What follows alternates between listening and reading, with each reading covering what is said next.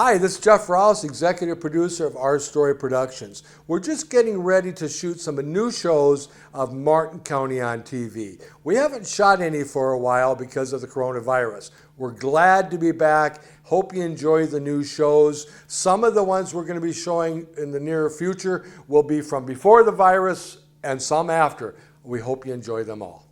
Matt, welcome to Our Story Studios. Nice to see you. See you too, Jeff. Thanks for having me. Share with the folks who you are. My name is Matt Fretty, and I'm the owner of Jake's Carpet here in Fairmont. Matt, I know you're a longtime resident. Grew up here. This is home. Born and raised. And the name's going to sound very familiar to a lot of our viewers.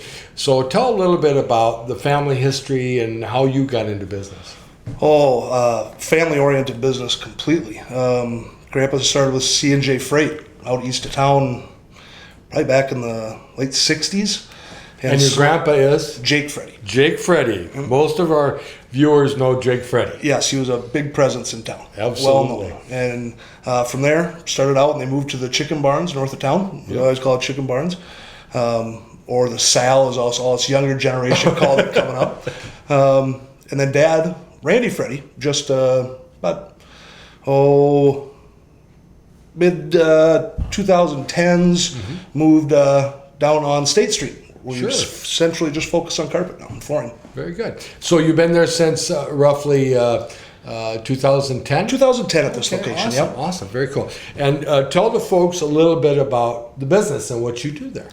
What we do now is basically anything for your home, residential, commercial, flooring needs. Anything from carpet, ceramic tiles.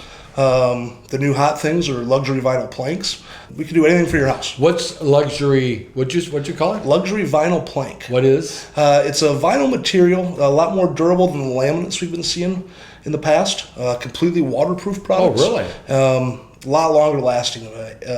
I joke in our industry that they're making things so durable, you're going to replace it because you're sick of looking at it instead of actually because it's wore out. Very cool. So speaking of that, tell us a little bit about, is that the biggest change in the industry? What have you seen? What has changed since you've been on board? Since I've come back on board, that was the biggest thing I had to get used to. I actually don't have a single laminate display in the office anymore. We'll see if that changes. They're trying to revamp those. But the durability and the waterproof factor is really just kind of taking over the market. And longevity of, I suppose it's individual taste, styles, fads. Like, I'm of the age, my mom got shag carpeting because it was the coolest. Yep. Now it's humorous. Yeah, now it's humorous. And in the product design of it, you can still get the looks. But they're called single twist Berber or Frisé now, and so they're designed to stand up. You don't need the carpet rake anymore. Boy, that's a breakthrough. For sure. That's a breakthrough. For sure. Do you find most of your customers are somewhat local, or are you pulling in from neighboring communities and such? We pull from all of it. It would be the correct answer. The neighboring communities have always been very supportive of us. Fairmont, obviously, is a great pull, but even down to Blue Earth, Armstrong, Sway City, Jackson, we pull from a pretty good. That's awesome. Area. And your location's great, right there on 15, very visual. Yep, that was probably the best decision my dad made when he decided to move down there. Sure. I knew your dad well. Very, very fun individual. Loved working with him over the years, and love what you're doing there. So if someone comes in and they see something they like, do you have installers, or do they need to find their own? No, we have installers that give us their own individual lay dates. They're independent contractors, but we have installers that give lay dates. If you have your own preference, definitely we can work with them. I see all the installers from the area always in. When someone comes in and they need pick out something they like and give a price, can you give them a quote over the overall project, or at least in a ballpark? Yep, situation? we can normally get it down to almost a fine-tuned number. Awesome. Just from when you come in the door to when you leave. Awesome. As long as we know the exacts on our measurements when we're talking about square footage-wise, we can do that right from the beginning. If they want you to come out and look at the room or different things, is that an option? Definitely an option. We do it all the time. If I'm not doing it during the day, if you need it at night, I'm more than willing to pop out at any time. Great service to offer for those of us that might go, I think that's about 20 feet. Well, and that's a lot of it. A lot of people come in and they know that they can work a tape measure. We all know everyone can do that, but at the same time, it can be overwhelming. We prefer to come out and to measure the job for you. If you measure your house and you're a couple inches short, When the installer gets there, we have a problem. If I come out and measure it, it is short, it's my problem now and not yours. There you go. So it's something we definitely offer any time of day, whatever works for you. Awesome. Tell us, Matt, as far as when someone comes in, they see something they like and say, let's go for it. They're excited about the project, obviously. What kind of turnaround can they expect? Normally you can figure a couple weeks to get product. Good. We do have some in-stock stuff, a little more for the weekender type projects. But at the same time, a couple weeks to get projects. Installers' schedules kind of vary, but normally 3 weeks is a pretty magic number. Wow, that's you can impressive. expect to be in and getting your project done. Because when you have a new project like that and you're redoing a room, not until the last minute, but then you want it done right then. Yes. So I'm sure you find that plenty we of get that a lot. A lot of the last minute shoppers just trying to get in. And I think if you're going through building a new home, it is the last thing. It's the finishing touch to say, let's get the furniture moved in afterwards and start living in it. So we try to act as fast as we can. So now you're able to do that small one-room project or the entire house. Yep. Like I said, we could take it from, we've done something just as small as an entryway. Other projects we have going on, we have a brand new house going up right now. Awesome. That we're doing. We've done some local businesses in town as well. So you're off a full line of commercial as well as, what would you call it, commercial or residential? Commercial or residential, awesome. Correct. Yep. Wonderful. Yep, we can carry it all. And as much as some people don't trust a male with design techniques, I'll offer the best I can. I'll offer the best I can to make sure we're getting in the right direction. Because it is something that's always changing. And it's a lot of personal taste, I'm sure. A lot of it is. And like I own some buildings downtown, and they're going to require a little different type of product than you would in your home. Yep. Correct. So you can advise accordingly. Definitely. Very nice. Facebook. You have a Facebook page, Matt? We do. Haven't upgraded to a web page, but we just use Facebook. You can find us there. We're always putting specials on, new trends, styles, stuff like that. And I've been to your Facebook page. It's a nice place to go to see what's going on and some new products you've been getting into different things. Yep, so we recommend that you like that page and check it out. Thank you very much. Matt, thank you very much for coming in. It's a pleasure seeing you. My pleasure as well.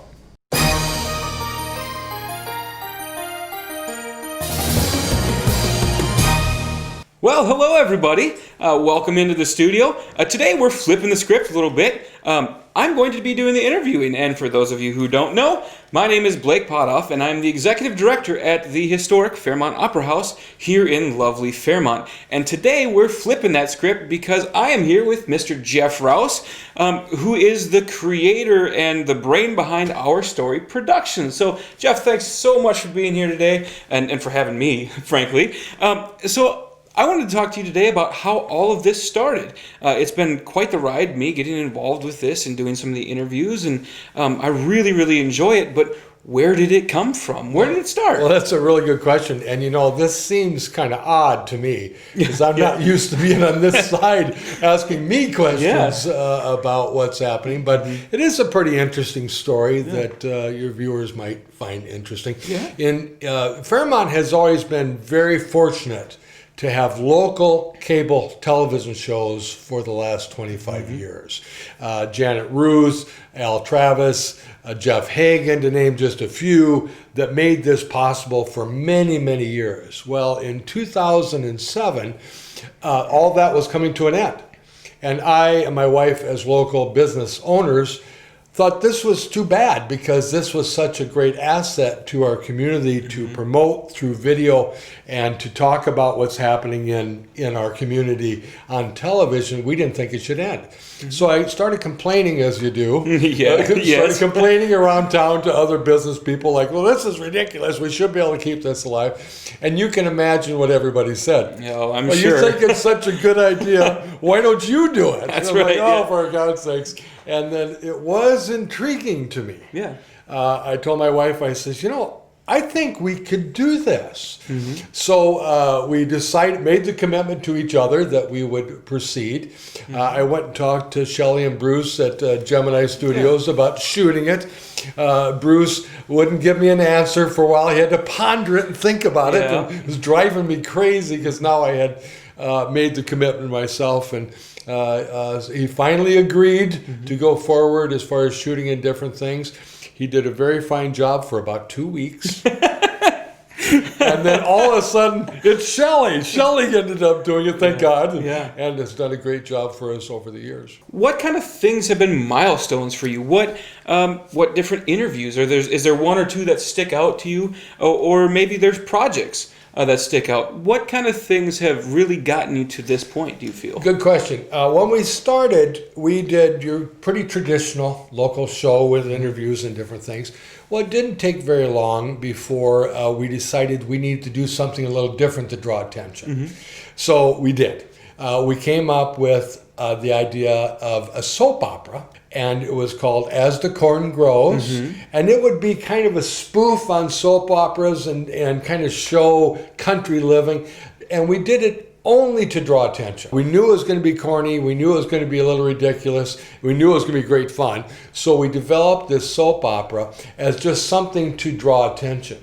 Well, almost immediately when it started airing, we were contacted by other communities that said, that is pretty clever. Can you do something for us? That's how it all began. So over the years, we kept expanding and expanding with our viewing area, showing As the Corn Grows, as well as covering local things in all these different communities, to 1,500 towns, 9 states. And I'll give total credit to the soap opera for drawing the attention that we wanted. Now, when I say drawing the attention, it's quirky, it's corny, it's ridiculous, and we know it. But that's what drew attention. If it wouldn't have been for the soap opera, As the Corn Grows, we would not be in 1,500 towns, 9 states today. Well, it's fascinating how quickly that kind of grew, and in that there were some local celebrities who really helped build that too. So, and you were telling me before, there's something like 100 local celebrities here from the area that have been involved in that. How did that come about? You just go out and talk to people and say, "Hey, I need you for 5 minutes." That was pretty much it. It was for my wife and I. We would think of a character, we'd talk to Shelley, we would develop it some more and do some different things before usually we had a person. Then it'd be kind of like, oh, you know what? I saw so-and-so the other day. He would be perfect for that part. So pretty soon we'd invite them to come in. And people, thank God, people were really willing to have a good time. And we had over, like you said, over 100 people from our community that have appeared on the show. A strong 65 had character names and backstories. Wow. So they were continuing to be on the show over the years that it ran. The soap opera today is still being aired in syndication throughout our viewing area. Wow. So it was great fun to shoot. Everyone, thank you very much to all the volunteers that made it possible, because without them, none of this would have happened. Right. And they didn't take themselves too seriously either. So when we did As the Corn Grows, it surprisingly became pretty darn popular pretty quick. A lot of people were talking about it. Whether they're big fans or not, they were talking about it, which is what the goal was for As the Corn Grows. Well, because of the success of that, we decided to do some spin-offs. So we did the Cockleberry Morning Show, which is our version of the morning show. We did the Women of Sweet Swan County, Split Hoof Tonight, Cooking It Up with Betty, just to name a few. And they all were filmed by the fictitious TV show, Cluck TV. Of course, Cluck TV is in Sweet Swan County. Oh, of course, So it just all turned into this whole storyline and backstory. And the more we did that, and the more we expanded that storyline, the more people became involved. The more characters wanted to be on the show, the more people wanted to be guests on the shows, because the talk shows, we had real guests on fake talk shows. So it had that campy humor, but the subjects and the things that we were promoting were real. So when we started our story, Small Town Living at Its Best, seemed to be a very appropriate name. But as we grew, Destination Small Town, because we're going farther out, seemed to be better fitted. So we became Destination Small Town and Our Story Productions.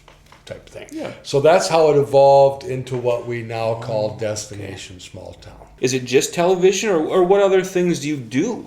Well, television, of course, put us on the map and drew attention that made all these other towns want to come on board.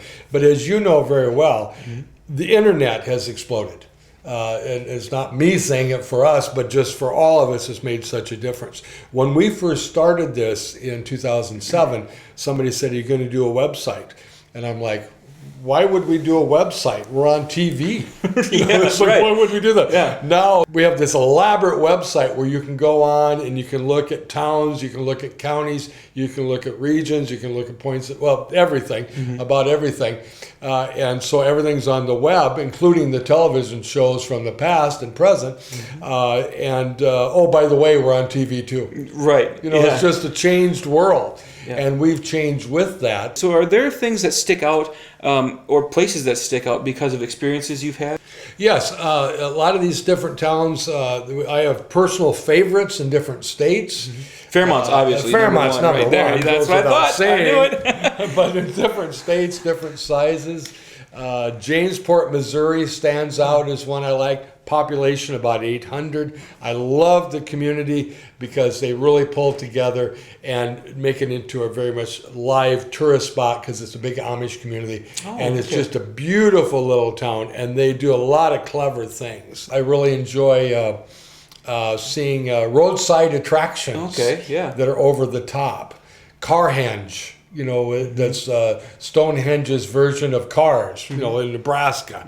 There's the world's largest peacock in someplace in Kansas. My favorite town is Tightwad, Missouri. Tightwad, Missouri. Tightwad, Missouri. Oh my goodness. I think their population's 84 or something like that. It's way in southern Missouri. I fell in love with the little town, and the bank had tons of people that opened accounts there just so they could have a bank account in Tightwad. Wow.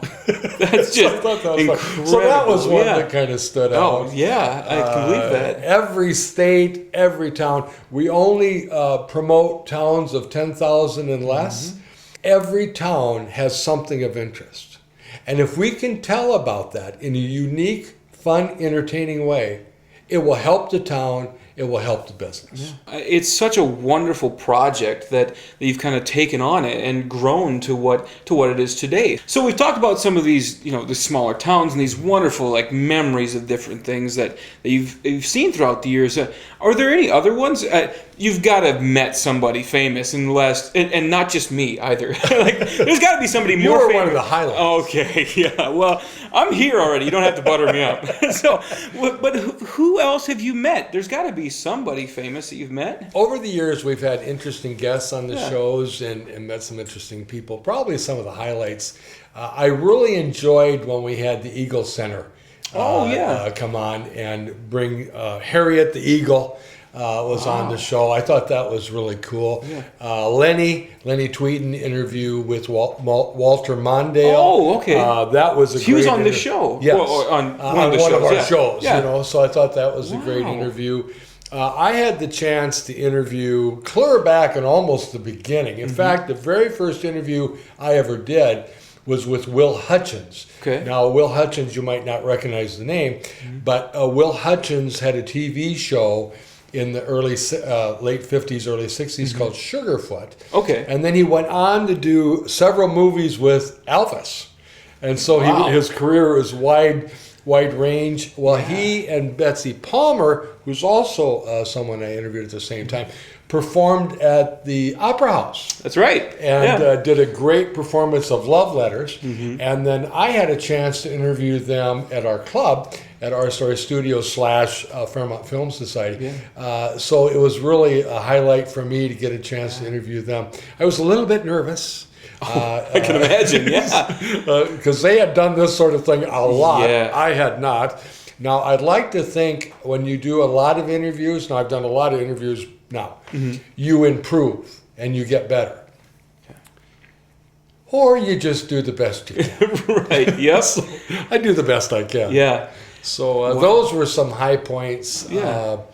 Probably the soap opera being nominated for an independent soap opera award at New York City, as well as we were in a festival in Clear Lake. Someone called from there and said, "We understand you do this quirky soap opera as the current grows. We want to show that." Very And we're like, "You want to show our soap opera at this?" So we went down there for them to show it. A group of the volunteers and I and my wife went down there to see it. And it was very interesting. They showed it.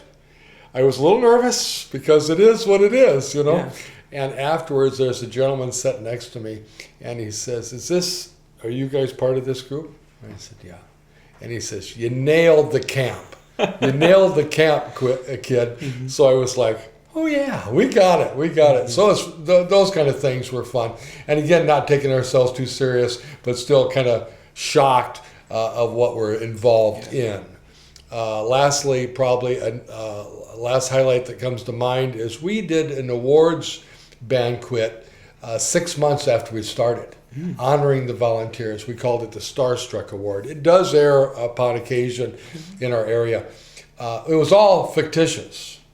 So we're giving awards to ourselves, but our competition would be like some 60 minutes versus our version of 60 minutes. And of course we won, that sort of thing.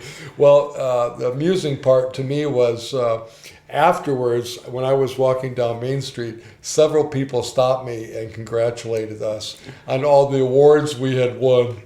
So we thought that was pretty fun. Yeah, that's really cool. It's fascinating how this has kind of grown and developed throughout time. Another highlight is probably we did a concert series. Oh, really? And we had concerts once a month for a strong 2.5 years. And they were really fun, bringing in entertainers from literally around the country, singer-songwriters for the most part, a lot of folk, a lot of jazz and that sort of thing. So that was a very fun part. One of the highlights there being Bill Miller, who Really? Singer-songwriter, Native American, won the Grammy 2 years in a row as singer-songwriter for his career. So that was a highlight, as well as some somewhat Minnesota local-based people. Charlie Roth comes to mind, Justin Roth, no relation. But yeah, we've had people from as far away as from New York that came here to perform at our studio. So that was fun. Yeah. And we worked with the Opera House at that time very closely as far as making sure that we promoted them. And yes, they even promoted our little deals here too. So. Have there been other little side projects? Oh yes, there's been many little side projects, many things we tried that didn't work or worked well for a short time or just was too big a project. One of which in particular is we did a magazine in 11. We did 5 episodes. It was a nice magazine. I liked the magazine, and it was very well received. Yeah. It's a big project. Yeah. It was like, lots of work. Yeah. It was like, wow. Something had to give, and the television show was still growing and growing. So we did a short, limited edition of the magazine. But it was a fun project. We've done radio. We're doing radio now. Oh. We're appearing on a local in Mankato, a local radio show. We've been in countless magazines and publications about the history of Our Story Productions and Destination Small Town. The newest project we're on right now. Yeah. Martin County on TV. Well, some individuals asked me if we would consider doing another local show that promoted organizations and businesses that what's happening today. And we decided that we would do that. I talked to Shelley, and she said she'd be happy to film that. And we, like yourself, other entertainment venues, many businesses. We've already done interviews with 42 citizens from Martin County. Yeah. And we have scheduled almost 50 more. For me, when I watch the clips and watch the interviews, it's so educational. Well, I really appreciate that. Thank you. And don't you think, too, a lot of these people I've known for years that are coming out. Yeah. Years and years, like most of our viewers. But I don't know a lot about them. You know, why did they get in business? Why are they doing this? If they're working for the city or organization like yours, how did it all begin? What are they doing this for? Right. If we don't know what these people are doing, the individual tends to think there's nothing happening in our community. When there is. And for me too, it's interesting to see the drive. And like we're talking today, what drove you to start this? What was the tipping point for you to start your business or move to this area or do this, that, the other, and then how you can well align yourself with other individuals in the community you may not have known. We've known each other for quite a while, and I didn't know the backstory of how this company started. And it's really interesting to hear about there was an opportunity.